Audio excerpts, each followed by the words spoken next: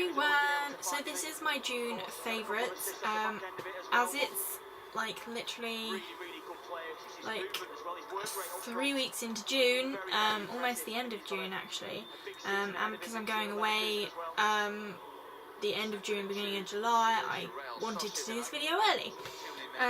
And because I really haven't been doing much this month, I've been doing interviews and stuff like that, and I haven't really been fussed about my makeup and stuff, so I've only really been using a few bits.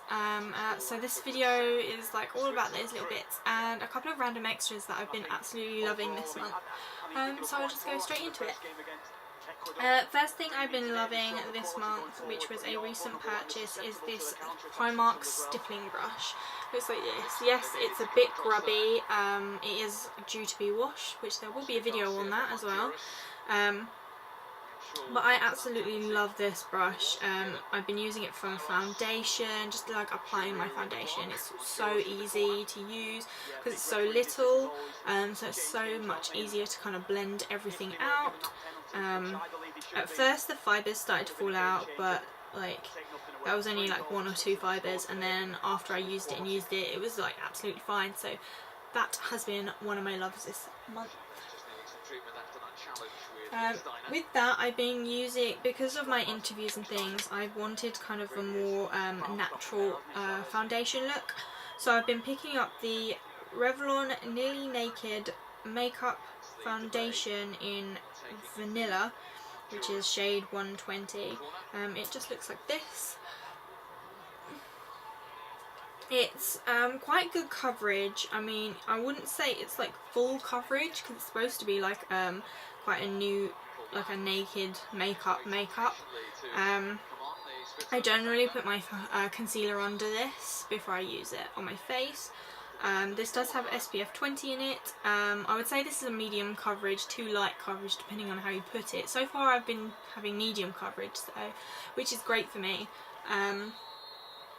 But yeah, it's been great. The only downside to it, because it's quite a runny foundation until it kind of dries, the only downside is the fact that it's like a pour out, and because it's so liquidy it gets so messy and it's like just gets everywhere, which is just annoying because like I want a good pump or something on it so I don't waste so much product, because as you can see I do waste a lot of product with this because it just leaks out everywhere.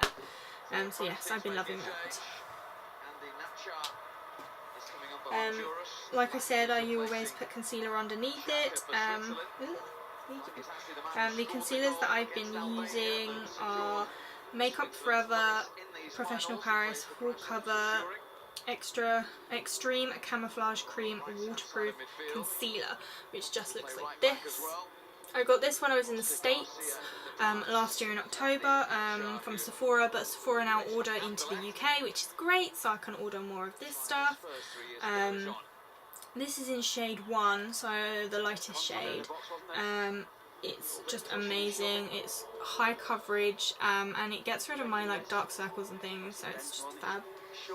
And I've also been grabbing recently, because like I used to use this and then I stopped using it and now I'm back to using it again, is Collection 16 Hour Wear Lasting Perfection Ultimate Wear Concealer, which just looks like this. I think there's 2 versions of this, but I feel like they're almost the same. I don't know, they just feel the same. And yes, the like writing rubs off so easily. This one is in Fair. It's just like a wand. I usually dab this once I put the high coverage Makeup Forever one on. I generally put this slightly over the top to kind of like help blend it out and give it a little bit more extra coverage. Powder wise, I have been loving Rimmel London's Clear Complexion Clarifying Powder with Natural Minerals powder. Mine's in transparent, which is supposed to be like a clear one, but we all know transparent still equals that it's got coverage, which looks like this. Now I find this a much lighter version than the Stay Matte one, and I will be repurchasing this version again. As to clearing up my skin, I don't see anything that happens like that, but I am loving this powder. It's just so much more lighter and makes me feel more cleaner, and it's so much more lightweight. So I've been loving this. I've also been grabbing, because it's now summer and it's like summer colours, and because I'm going on holiday and I love corals, I've been grabbing Benefit's Coralista. This is a sampler. I do actually have the full version, but for this purpose I'm showing you this one. And it's just this like gorgeous coral shimmer colour, which just looks like this, which is so hard to see because of the light. It's so nice. Like, I can't express to you how good this like powder is, blush is. But yeah, I've been loving this, and I just love the packaging. And because I'm going on holiday, this sample packet is just perfect for me, because like, it's not like I'm going to use it all. And for lips, I've been obsessed with this Barry M Jelly High Shine Lips. Mine's in shade 4, which I believe is Serene. It's just this like lip crayon. Looks like this, and it's kind of like a pinky red colour. And it's just perfect for my skin tone and my lip colour. You can have it quite an intense colour just by putting it on and leaving it, or you can kind of dab it out and it kind of lightens the colour up. It smells juicy, like Skittles is what it smells like. It's quite random, but it's so nice, so hydrating and so creamy to go on the lips, and it's so long lasting. I can put this on at like 8 o'clock in the morning and go for my interviews, which could be like a couple of hours away, and I could be in my interview for like up to an hour and a half, and then I come back and I'll still have it sort of on there. Obviously it's faded a bit, but it's still on there, so love this product. Now, believe it or not, that is it for all of my kind of makeup products. So this is a very short video, but I have been loving a couple of random bits. So recently, me and my partner both like agreed we really wanted to see what all the hype is about on this Orange is the New Black, and I know a lot of people like already got way in front of the party on that one, so I'm kind of late. But I decided that I wanted to actually see it, so we Netflix it, whatever you want to call it, and I've been hooked. I've watched all of the first season and I've seen parts of the second season. My dad's like watched all of it, and we were trying to watch it together, and then like he started to watch episodes when I was asleep. So but if you get a chance, like, go check it out. It's like this kind of comedy drama, like there's some heartfelt bits in it and like some like bits, but like it's funny at the same time. If you don't know what it is, it's basically this woman who gets sent to prison from something that she did when she was younger, and she gets sent to this all-women's prison, and basically it's kind of, the first season is kind of like how she reacts to like the place and like how she learns to adapt to it and kind of survive, and every episode you kind of learn more about other characters within the prison and just like learn about how they got there, and like some of them is like quite sad and then some of them are just like ridiculous. And the second season, to what I gather, is kind of how it's all developing, how it's all changing, from how she started off to like how she's kind of developing it within the prison and like how other people are reacting to her. So, but it is fab if you want to check it out. It's on Netflix, season 1 and 2, so I'm waiting for season 3, my god. Also, I have been loving Hannibal season 2. I actually own Hannibal season 1 on Blu-ray, and I like that kind of like a crime drama thriller things. So I like CSI and things like that. So Hannibal is like just one of those kind of things, and it's kind of like tricky in your mind, so many twists and turns. And I've literally, this season I have been gripped to the edge of my seat, and like I have been shouting at the TV, like screaming no and things like that, and like you think one thing and then you're like, oh my god. There's so many twists and it's getting really like intense.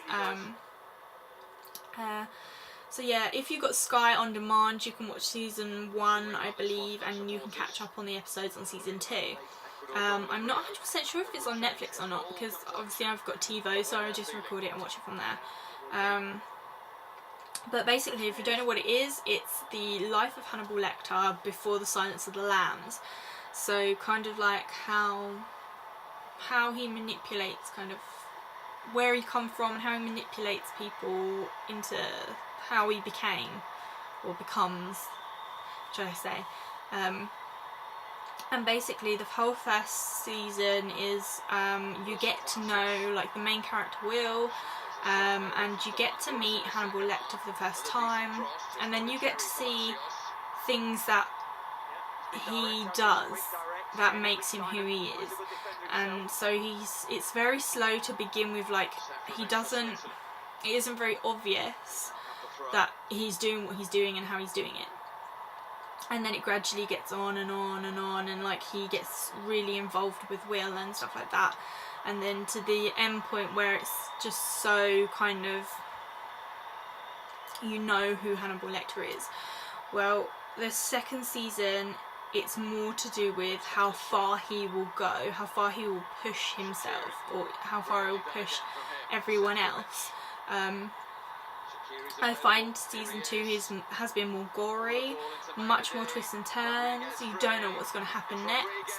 I admit at the beginning I was a bit annoyed because I got so used to how it all went in the first season. The beginning of the second season didn't go that way, but now it's gradually getting up to speed. It's so much better. So yes, I've been absolutely loving those 2 series, if you whatever. And 2 games that I've been loving recently are on my Android tablet. I'll try and get them up for you.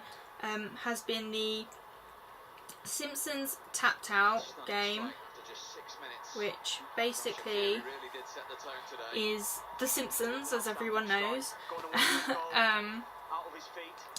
And you kind of, Homer like destroys Springfield and you have to kind of build it back up again, and you're like the finger that does everything. Last year there was a big glitch on the game. It said that you had to make a login, so that everything that you'd done was saved, and then if it logged you out you could log back in again, and everything that you did was saved and you could continue on. Well, a lot of people did that, and when they went to log back in, when it had the massive changeover, a lot of the details had been lost, so a lot of the people's games were gone, were missing, which was a massive pain because I was one of them. I'd done my login and everything, I was logging in fine until they had this massive glitch when it all switched over, and like I lost everything, and I tried to log in and it said that I was a brand new person, so I deleted the game, and then I decided to do it again. Because I thought, oh, you know, it was a good game when I did it, so I might as well do it again. So basically I can't remember, I think I'm level 22, no, that doesn't sound right, 26? Possibly 26, I'll tell you in a minute. But basically this new season, you have the Stonecutters, which was an episode of The Simpsons where Homer found out he was a member of the Stonecutters, and he was actually like, or not he became a member of the Stonecutters, and then when they went to kick him out, they found out that he was the chosen one. Yes, I'm level 26, and it basically looks like that. But yes, this one, is, like at the moment, it's all about the Stonecutters. It ends in July, I believe. And every day you have tasks to do by number 1, which is the the head leader of the Stonecutters, and who gives you like tasks, a couple of tasks every day to do, and you also get this like parchment with like questions, and it basically tests your knowledge on The Simpsons. And if you're like an avid fan like I am, you kind of like guess the questions every single time, and it's just like great fun because it like tests your memory, and if you don't know, you ask someone else and then they know, and you're like, you kind of test each other's memories on The Simpsons, which is just fantastic. You get to unlock all your favourite characters, I mean, and every kind of like season, so like if there's if it's St. Paddy's Day, you get like Irish themed things that start, so Irish themed tasks, and you might get Irish themed characters, Christmas, Valentine's Day, that kind of thing. Easter was a good one. You got like an Eggman and you had to catch rabbits and things like that, and it's just great because you can unlock new characters and then they can do tasks and you earn money and like build new things and stuff like that, which is great. It does require internet, that's the only problem, so you can't really play it without internet. And you get to build Krusty Land, which is fab, but a bit slow. But yeah, so I've been doing that. That game is just like, I'm always on it. And the other game I've been loving is the Family Guy Quest for Stuff. I'll show you the picture in a bit.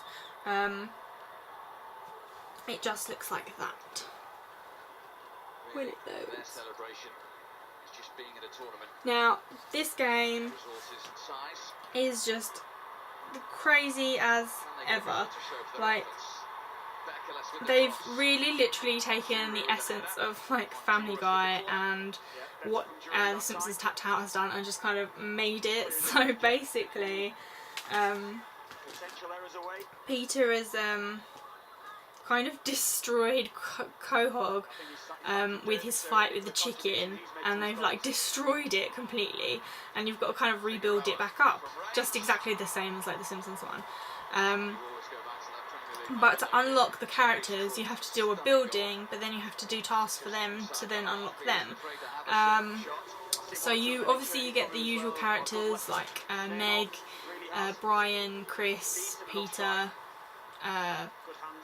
Quagmire, Joe, Bonnie and people like that, but then you also get Seamus, the like wooden guy, the news reporters, so Trisha Takanawa, and recently there's been this new task that's come up, and you got to unlock Cleveland, because there was questions, like statements throughout it that makes it seem like the Cleveland show has been cancelled, like finished or something, and he's come back. I'm not 100% sure on that, but that's what messages come up anyway. And you basically, there's this pyramid that arrived, and you, like after a couple of days it suddenly changed and it was like this booze palace or something like that, booze pyramid, and like mummies were coming out who'd been partying, so you had to tap them, and you've got golden butts, and basically there's King Butt that I'm slowly unlocking somehow. So yeah, there's all these like little tasks to do about this new thing that's going on, but I believe there's only 5 days left of it. I'm not 100% sure. It might be 5 days and then it unlocks something else, and then it'll be an extra couple of days on top of that. But yes, that one I've been loving. Again, I believe it does require internet, and when a friend on your Facebook has got the game as well, they'll immediately be logged onto your friends, so that when you go onto your friends card and then have to kind of collect money from them and golden clams, you don't have to friend them first, which is great, because I know that some games like Candy Crush Saga and The Simpsons and things like that, you actually have to request them through Facebook, and I know, because I'm one of them, I get so annoyed when I get a Facebook message saying join us to play on Candy Crush Saga, and it's like, I don't want to, because why should I? I like to be like there and then, so I'm actually kind of glad that it does it that way, because then you don't have to like find a friend who actually has the game or try and persuade them to get the game. So yeah, so I've been loving those two games recently, and that is everything on my June favourites. So yes, I'm looking forward to IMATS in the 28th, So if you're going in on the 28th, I will probably put a picture of my outfit and like what I'm looking like before I go, so check out my Instagram and so you know what I look like, and then come and find me and say hi or whatever, get your picture taken, blah blah blah blah blah, all that kind of thing. And then the next day I'm off to Cyprus. And just a quick thing before I go, on my video before I didn't mention that I am going to pick up waterproof mascara, so there's that little bit. And also I just wanted to show you guys like my new little extra bits that I got from Primark. I picked up this necklace, which I'm believing might end up being my favourite in these last week or couple of days of June that's left, because I just adore this necklace. Like, I went back out to Primark to get it. The tag did say €8 and didn't actually tell me what €8 was. Turns out it was £6, so that was £6 from Primark.